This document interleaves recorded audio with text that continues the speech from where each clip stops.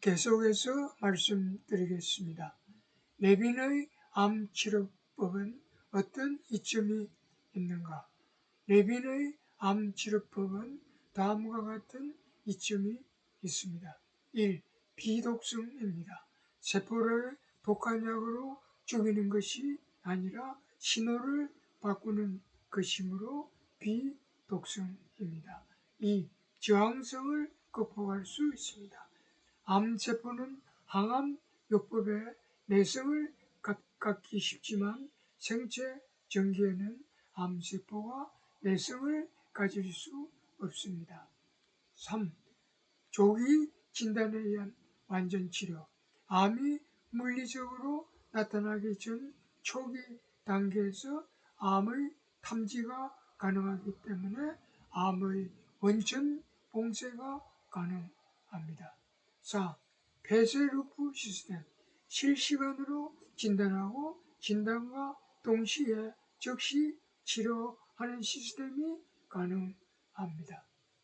예를 들면 환자에게 웨어러블 센서를 부착하고 막전이 변화 및 이온 채널을 실시간으로 측정하고 AI 알고리즘에 의한 데이터 분석을 거치고 그 결과에 따라서 필요한 이온 채널 약물이나 미세 전기 펄스를 보내서 과분극을 유도하는 방법입니다. 이와 같은 원스톱 시스템을 레빈은 폐쇄루프 시스템 혹은 테라노 스틱스라고 불렀습니다. 이 방법은 스마트폰과의 연결이 가능하다고 했습니다. 그리고 이러한 원스톱 시스템 개념을 연장하면 원격 진단 및 치료가 가능하다고 했습니다. 레빈의 암 연구는 현재 어떤 문제점을 안고 있는가? 레빈의 암 연구는 실험실 수준의 개념 증명은 끝냈지만 실제 환자에게 적용하기 위해 다음과 같은 몇 가지 결정적인 과제를 안고 있습니다. 1. 포유류 모델에서의 완전한 관해 입증.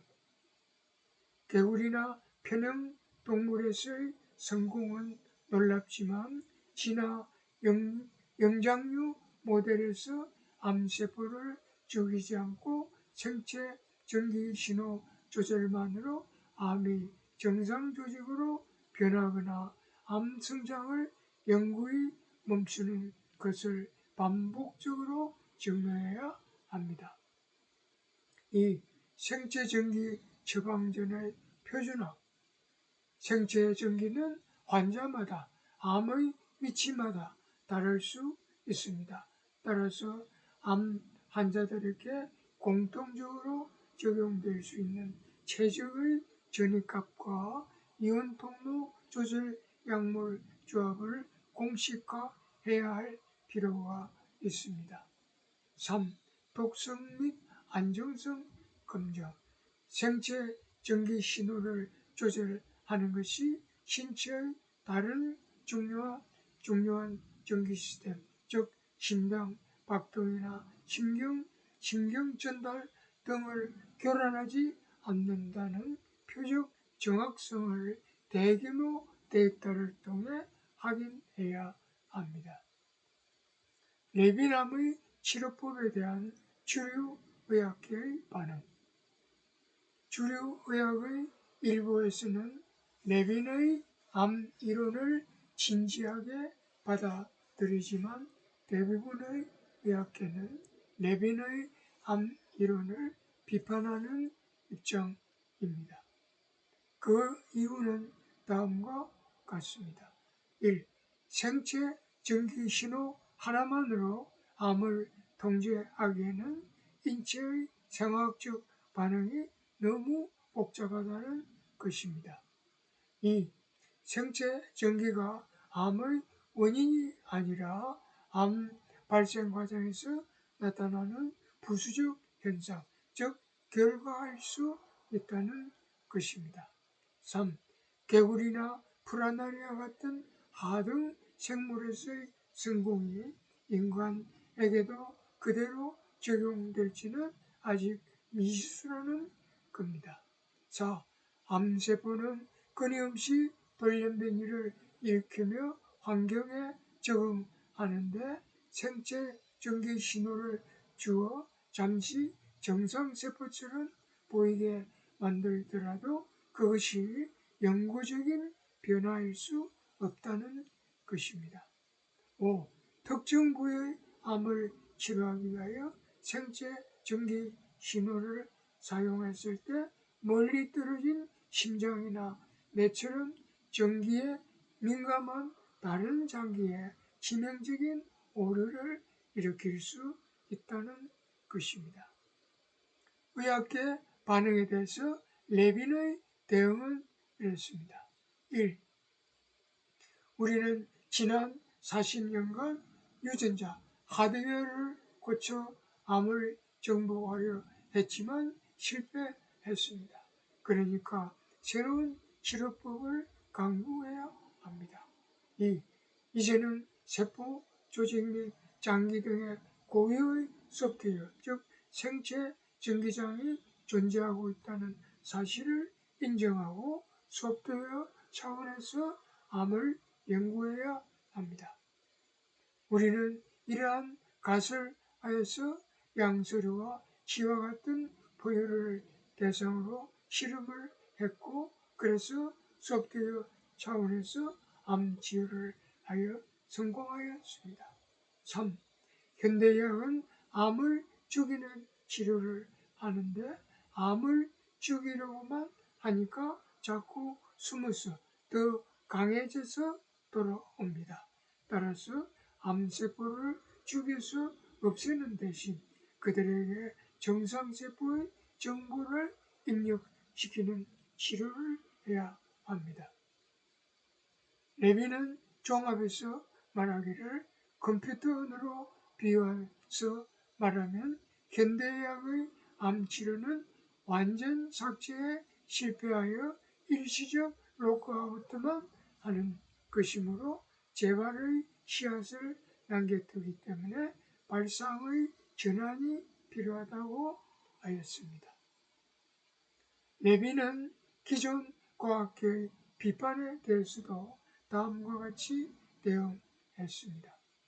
기존 과학계는 세포나 조직을 단순히 화학 반응의 덩어리나 기계 부품으로만 보고 기계의 부품 목록만 외우었을 뿐 그 기계가 무엇을 하려는지는 전혀 이해하지 못한다고 비난했습니다.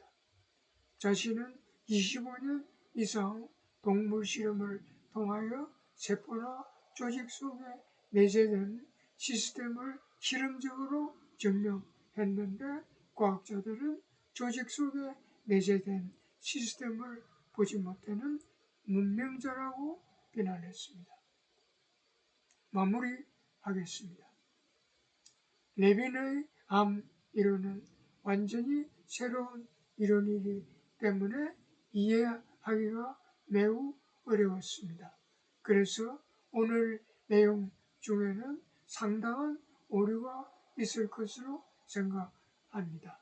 차차 수정할 생각입니다.